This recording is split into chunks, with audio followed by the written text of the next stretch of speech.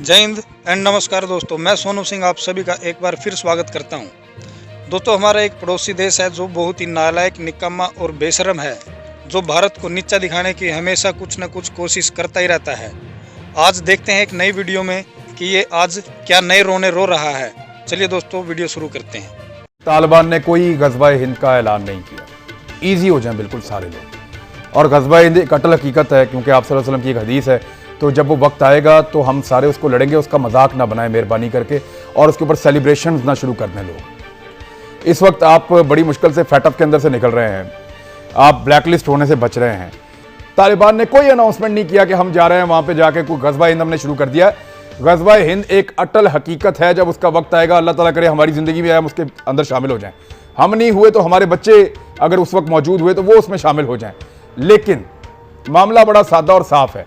इस वक्त भारत एक प्रोपेगेंडा कर रहा है और पिछले 3 साल से कर रहा है। 2017 में उसने एक काम शुरू किया था कि तालिबान और पाकिस्तान मिलके इंडिया के अंदर अटैक करना चाहते हैं। वो कोई फॉल्स फ्लैग ऑपरेशन करेगा। आपके प्राइम मिनिस्टर ऑफ पाकिस्तान रोजाना एक आधी ट्वीट करते हैं इंडिया के बारे में। वो क्यों करते हैं? ताकि दुनिया को याद रहे कि इंडिया क्या कर रहा है।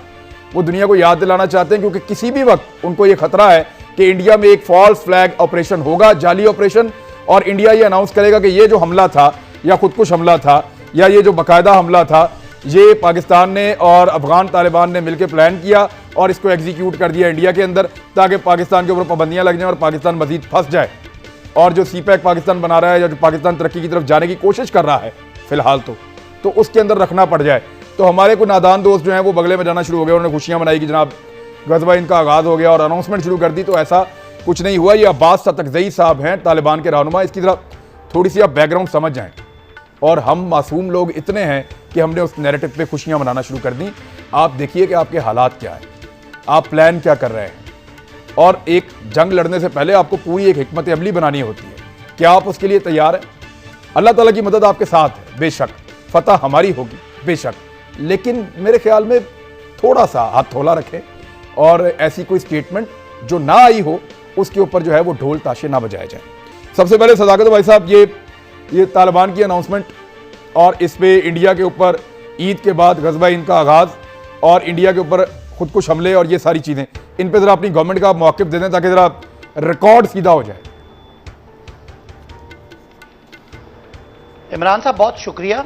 जैसे आपने अपने इब्तिदाइये में इस सारे मामले की बैकग्राउंड बताई है, मेरा ख्याल है बड़ा वाज़ेह है।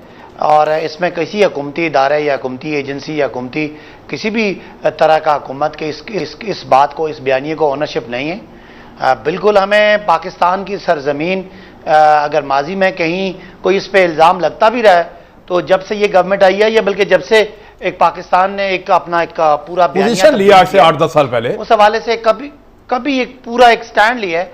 और उस हवाले से कभी भी पाकिस्तान की ज़मीन, पाकिस्तान के लोग कभी किसी दूसरे मुल्क की पॉलिटिकल या खुदा न खास्ता कोई ऐसी और कैंपेन में कभी शरीक नहीं होंगे। हमारे मुल्क की जो खुद मुख्तारी है उसको यकीन करते हैं। जहाँ तक कश्मीर का इशू है, कश्मीर में पाकिस्तान का क्लेम है, उनकी जो इंडिजिनस जो मूवमेंट है उसको पाकिस्तान सपोर्ट करता है। इस हद तक कि कश्मीरियों को हक खुद इरादत मिलना चाहिए, उन पे भारत का कब्जा नाजायज़ है। और ये इंडो पाक की जो तकसीम, जो नामुकम्मल तकसीम है, उसका एजेंडा है जो यूनाइटेड नेशन के चार्टर पे है। दुनिया के तमाम बड़ी जगहों पे कश्मीर का मसला एक इंटरनेशनल मसला है। हम उसको बातचीत के जरिए हल करना चाहते हैं। लिहाजा कोई इस तरह की हुकूमत की तरफ से ऐसी कोई गैर जिम्मेदाराना बयान लोगों को देने से अवॉइड करना चाहिए। जैसे आपने बैकग्राउंड बताई सारे उस मामले की, जहां FATF का इशू है और पाकिस्तान के दुश्मन, पाकिस्तान को जो एक नई तरक्की मिली है, नई लीडरशिप मिली है, इसके साए में पाकिस्तान आगे जाना चाह रहा है और एक जिम्मेदार कौम के तौर पर दुनिया में अपना किरदार अदा करना चाह रहा है। हम प्रॉब्लम क्रिएटर नहीं, हम प्रॉब्लम सॉल्वर बनना चाह रहे हैं इस खित्ते के लिए, बल्कि पूरी दुनिया के लिए। तो उस हवाले से वजीर आजम का, गवर्नमेंट ऑफ पाकिस्तान का, पाकिस्तान की रियासत का, रियासती तमाम इदारों का यकसुई से यह पैगाम है कि पाकिस्तान अपनी दाखिली खुद मुख्तारी की पूरी जो है वो उसका दिफा भी करेगा, लेकिन कभी किसी मुल्क में इस तरह के किसी नॉन स्टेट एक्टर्स को कभी ना सपोर्ट किया है, ना कभी करेंगे। और ऐसे तमाम बातें मेरा ख्याल है इररेलेवेंट है। अब राणा साहब देखें, जो इशू है तक उन्होंने बड़ा लंबा जहाद किया। पहले वो रशिया के साथ लड़ते रहे, फिर उनको अमेरिका से वास्ता पड़ गया, उन्होंने उनको भी नाको चने चबवाए। अब वो एक रियासत की तरफ जा रहे हैं। अब वो जा रहे हैं कि हमारे कैदियों को छोड़ा जाए, वो अपनी चीज़ों को ऑर्गेनाइज कर रहे हैं, पॉलिटिकल प्रोसेस का हिस्सा बनना चाहते हैं, डायलॉग्स के अंदर बैठना शुरू हो गए हैं। इस वक्त उनकी प्रायोरिटी जो है वो अफगानिस्तान होना चाहिए, और है भी। जब तक आपके पांव ज़मीन पे ना हो तो आप इधर उधर नहीं देख सकते। तो आपके ख्याल में ये प्रोपेगेंडा इस वक्त क्यों जनरेट किया गया? इंडिया कोई एडवेंचर, क्योंकि सिचुएशन आपके सामने है।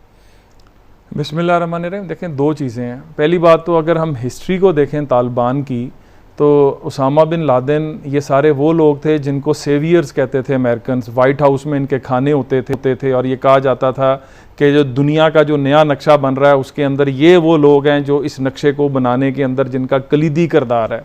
तो अब हो ये रहा है कि एक बहुत बड़ा फैक्शन ऐसा है जिसको इंडिया हमेशा से सपोर्ट करता रहा है।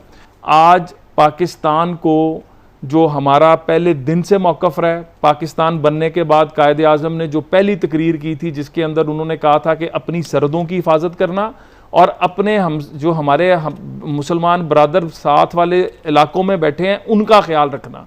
तो क्या आज हम वो जिम्मेदारी पूरी कर रहे हैं?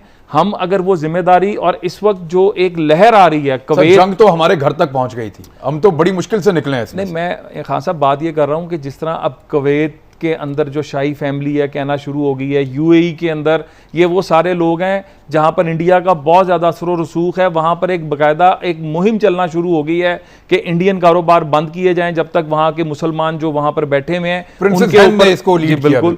तो इस वक्त पाकिस्तान को इसका फ़ायदा उठाना चाहिए और इंडिया जो एक नया ये काम करने जा रहा है इसको यहीं पर हम सबको मिलकर मुत्तहिद आवाज़ बन के ख़त्म कर दबाना चाहिए। वो जिन मुसलमानों के मजलूम होने की आवाज़ पूरी दुनिया में उठाना शुरू हो गई थी कि मुसलमानों पे इस खित्ते में जुल्म हो रहा है, उनको जालिम साबित करने के लिए ये प्रोपेगेंडा भारत फ्लोट करता है, जो कोई तालिबान से या पाकिस्तान से जोड़ के बात कर रहे हैं। हमेशा जो भी कुछ हुआ है ये उन्होंने ही किया है जी। हमेशा इंडिया ने ये पूरे मन घड़त चीजें, इल्जामात और ये सारी चीजें उन्होंने खुद की है, साख्ता, और फिर उसका देकर कभी हमला करता है, कभी ढंडोरा पीटता है, वावेला वो खुद मारता भी खुद है।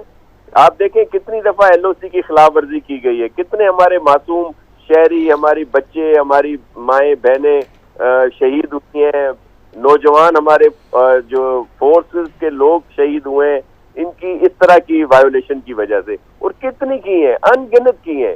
ये तो जो हमारी गवर्नमेंट है या हमारी पाक फौज है वो एक सिंसियर भी है, सीरियस भी है, एक्सपीरियंस है, वो समझते हैं कि किस तरह हमने वो करना है। नहीं तो ये तो हमेशा इस तरह की बात करता है कि वो जैसे कोई चूहा आकर हमला करता है फिर भाग के बिल में घुस नहीं करता है कि कोई उसके पीछे लपके।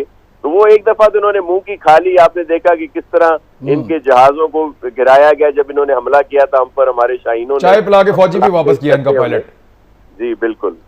अभी तो शाह साहब अभी भी इनकी ठुकाई ठीक हो रही है। लाइन ऑफ कंट्रोल पे जो खबरें हैं वहां से ये डेड बॉडीज वापस लेकर गए हैं, जख्मियों को वापस लेकर गए हैं।